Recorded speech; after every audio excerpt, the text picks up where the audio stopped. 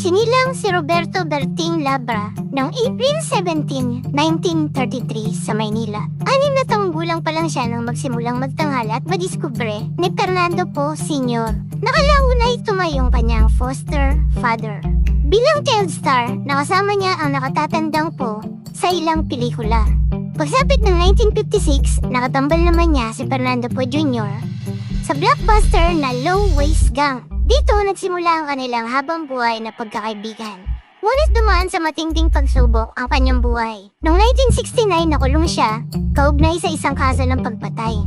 13 taon siyang nanatili sa Muntinlupa bago tuluyang mapawalang sala ng Korte Suprema. Sa kanyang pagbabalik, muli siyang napanood sa mga pelikulang komedya, drama at aksyon. Nanalo rin siya ng mga parangal mula sa PAMAS at nagpatuloy sa pag-arte hanggang sa kanyang katandaan. Pumanaw si Berting Labra noong February 10, 2009 sa edad na 75. Mula child wonder hanggang veteranong aktor, pinatunayan niyang kayang bumangon ng isang tunay na artista mula sa pinakamadilim na yugto ng kanyang buhay.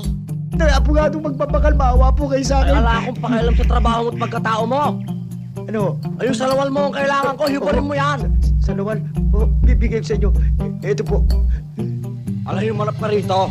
Opo. Alay, pikit mo yung mga mata mo ay. Ito po nakapikit na. Ala, alay, dahan-dahan. Opo.